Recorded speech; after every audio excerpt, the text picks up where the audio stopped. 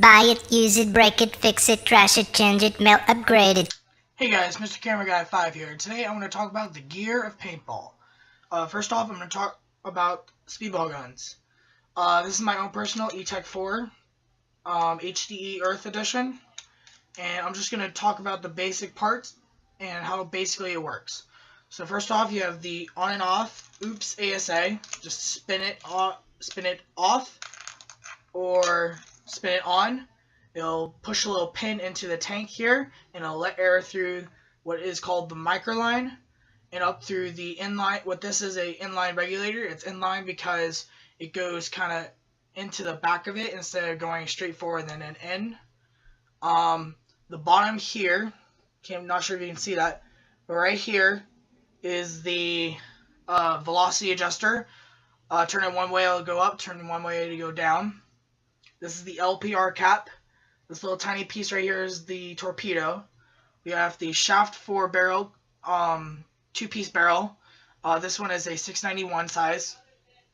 We have the clamp V-neck. Clamp is adjustable on these two parts right here. One to keep it on the gun, one to keep your loader on. We have the Cure 4, or not Cure 4, Cure Plus bolt.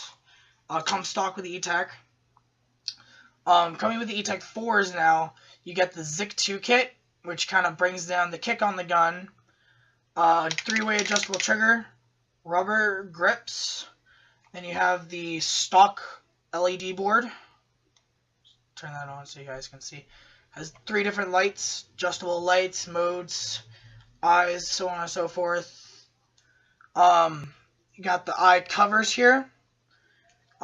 This entire part right here is the bottom frame, the grip frame. Once again, the regulator and the what I just call it the main frame. Basically, how the gun works: screw your tank in with this. I recommend you screw it in with it off. It makes it easier. Then you just screw this on. See if it's all the way over here, it means a pin is pushing into the tank and it's on. It'll send air through the microline. Through, and it'll probably, I believe it stops around the reg area until you shoot. And if gun is on and everything's good, as soon as you pull the trigger, it'll hit a solenoid switch, which will basically open everything up and let a small bit of air through the gun. And basically it goes up and it kind of goes back to the rammer, and then it goes up to the bolt and it pushes the bolt forward to shoot the ball. And it resets with the spring in the rammer, and for every trigger pull you do, it'll send another spot of air through. It's just basically how it works. The eyes that are pretty much right about here, and the shaft, or not the shaft, the breech of the barrel of the frame, main frame. Basically what they do is they make sure that if a ball is only halfway loaded in and you pull the trigger, it's not going to go ahead and shoot and then it's going to chop a ball and it's going to spray paint. Instead, what it's going to do, it's going to wait until a ball is fully loaded all the way into the breech, and then once that reads, it'll send it back to the board, letting it know that it can shoot, and the solenoid will actually allow it to open the air back up and shoot again. Sometimes if you do just so happen to break paint, do a malfunction or such, you can take a squeegee or a swab, stick it all the way down the barrel, pull it back out, and it should be just fine. With the board, it's kind of it's not complicated. It's just a lot to go over with the board, so I'm not going to go into that. But how the back cap works is that there's 2 new thicker O-rings that absorb the shock. Cure bolt. You have, I don't know if you can tell, but you have a rubber tip there, and it kind of absorbs it. And what's good with the cure bolts, that little indent right there makes it so when your ball is loading and your bolt is coming back still, it's not gonna bounce up when the bolt comes back. It's gonna just slide into place after the bolt has gone far enough back to where the ball can go in. Pretty sure that's about it. With the trigger, this part of the trigger, right, that hole right there, adjusts how far you can pull the trigger this way. The forward hole here is the magnetic part, and that controls how fast the trigger will come back and how magnetic it is, how sturdy and firm the trigger is. And the back screw, I don't know if you can see that, but the back one behind the magnetic one adjusts how far forward it's going to go. So this is pretty close to stock, I think, but I adjusted a little bit to my liking. So not much else to go over with this. So yeah. Hey guys, next part of the video. Okay, so I have my 6845 grill air tank with a HPA reg. It is actually empty right now, so I can actually push on the pin. What's nice about this, it comes with a Myth 2 reg. As you can see, it says Myth right there. It doesn't say 2. But what it does, it allows the threads right here to be unscrewed, pulled up, and adjusted so that when you screw it into your gun, you don't have this part or this part stabbing your wrist as you're holding the gun. So if you're holding your gun really tight, you don't want it stabbing right there. You have the gauge right here. It says how much pressure is in the gun or the tank right now. This is the fill nipple. Allows you to insert more air into it. You have 1 and 2 burst discs on this specific tank. Some do, some don't. Obviously the threads. You have the O-ring right at the top. It allows it not to just get caught in the threads of the on and off ASA or ASA in general. That little pin right there is what gets pushed down to release air. As soon as you screw into your gun, if you have an on and off and you screw it and you turn it on, what it'll do is it'll push down on this pin and it'll have a continuous stream of air until that pin automatically comes back out, which is when you unscrew your tank from the gun. When you're buying a tank, I recommend you get a tank that fits well with you. So mine goes about right here. So like my trigger would be right around here. And so you want it just to be tight, but you don't want it like say all the way up here where your elbow is completely bent back, because then that's just uncomfortable trying to shoot. Make sure it's good with both arms. I know some people are weird about that. Try to get a 68 because it holds good amount of air and it's a good size for most people. I'm 5'4" and it's perfectly fine. Not much else to talk about it. I do recommend, however, you get either a tank butt or a barrel or a tank cover like this. With a tank butt, it has a little bit more of a rubber grip to it, so it won't slide all the way across your jersey or whatever, or you don't have to put tape on it. But what's nice about covers, yeah, they're a little bit bulkier, but they have padded spots, so if you get hit in the tank, it could actually bounce off. And with this cover, it actually has 3 different rubber spots there, and there, and allows it to still have friction instead of just cloth against cloth. It has a little zipper and Velcro to make sure it stays on. Nice padding on the inside all the way around. So yeah, that's about it with the tank part of this video. Hey guys, so next part of the video. So this is my own personal rotor. This is just a little overview of how some hoppers work. So just some parts about it. Lid opens and closes, has a little spring right here to keep it open. With the rotors, you have a little spring or a little tab right there that you pull up. You press that little button right here. Press it down, hold it down, pull up. You just got the inside of the hopper. With the rotor, some other hoppers are similar but not exact. You have this black spinning part and the red part. The red part spins one way, the black part spins the other. It helps it for not jamming, even though sometimes it doesn't work. This tray right here pushes the balls up so they can roll down into the rotor itself. Going deeper into the rotor, this is where you put your 3 AA batteries. This nice little double Velcro holder, keeps them nice and tight. You get a little 2 clips there. Unlocks this entire compartment and tray. You have an entire tray with gears and such. It's all the way to the bottom. You can even take that little red part in case paint got down in there. And that's basically what makes the entire thing spin around. Then in the very back you have where the motor is at, where the actual mechanism is. And that's what makes the entire thing go through the batteries. And it's just pretty much really easy to put it right back together.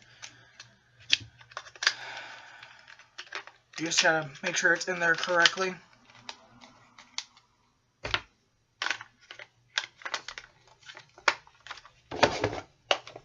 Oh, if you want to put a speed feed in this, not all hoppers are like this, but you have to unscrew all 5 of those silver screws.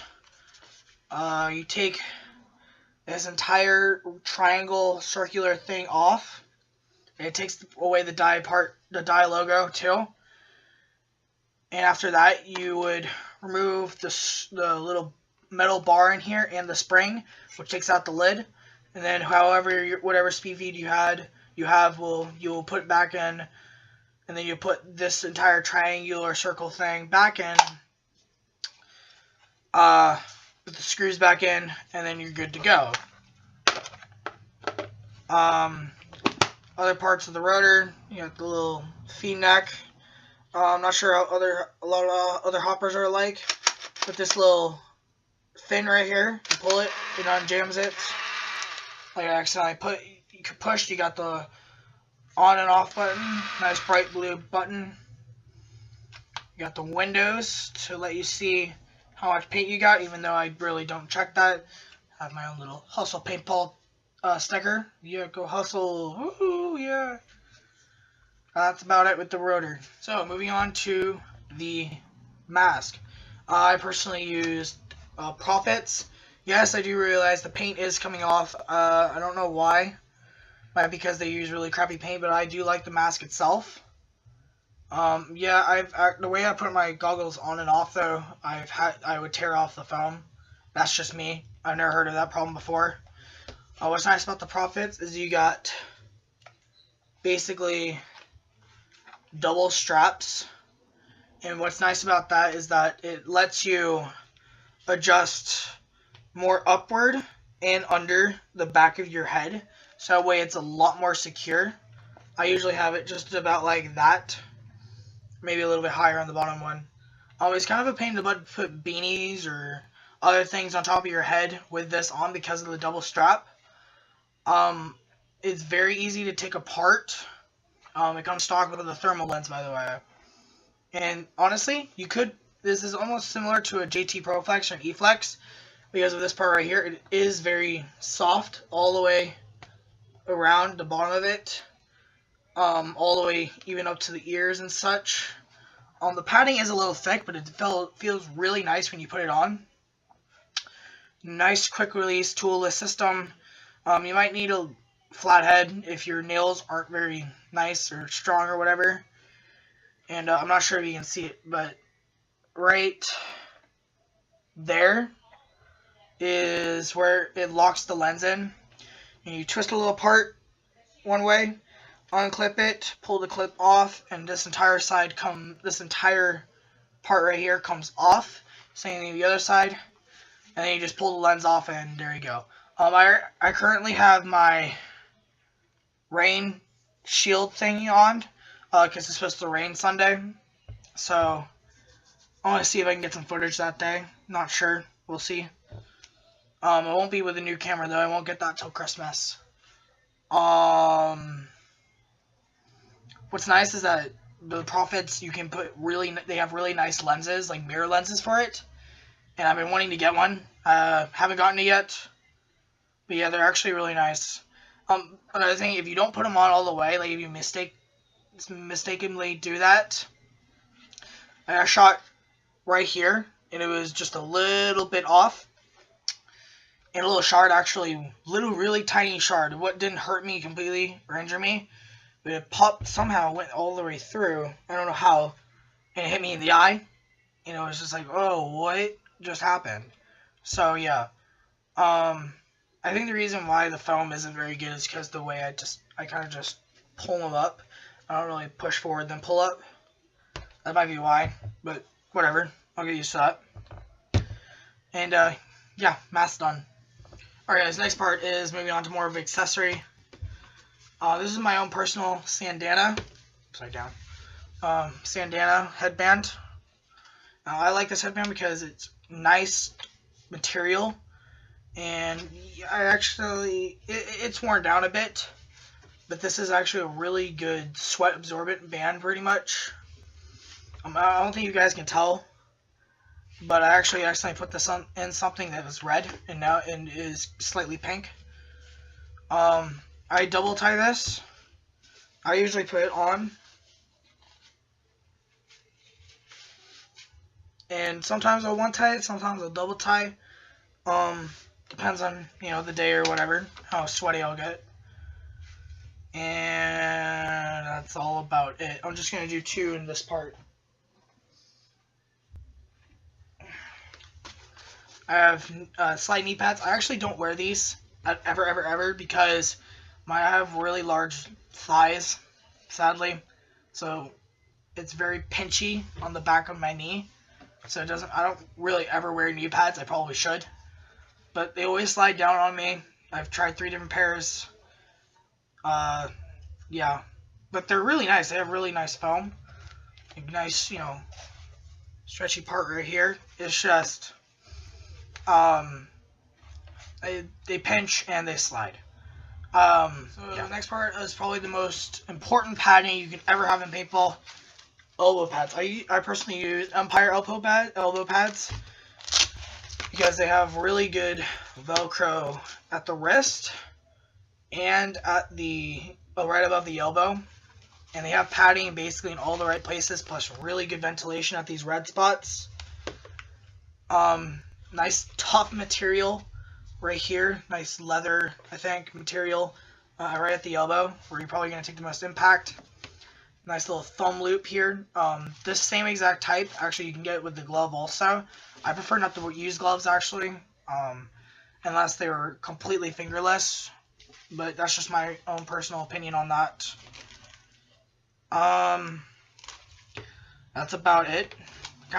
This is a large, and it has a nice, stretchy part right here, really vented. I usually don't Velcro this part actually because it's a little tight up there, but whatever, it's cool. And last but definitely not least, your pod pack. I actually only have all my pods in because that's how I store my pods, and I don't like storing my paint in bag in the bag because there's still air in there. I actually keep them slightly loose in the pods. But I like this. This is the Gen-X Global 4+5 pack. It's actually a really nice pack. I'm using it for the first time Sunday. I got it for like not even $20 off A&S. It's really nice. What you want in a pod pack, basically, you want I recommend you get a pod pack first of all that has, I don't know if you can tell, but it has the 4 straps at the top of it instead of 2. Like 1, 2, or if you want to call it 2 and 1. One going this way and the other going this way. But whatever. I prefer 4 or 2 or however you want to call it. Because I feel like it's more secure and it's not going to slip out and not push it out when I open it. Really nice Velcro. Nice slippery but not super slippery holders here. Non-Velcro holders. Has a double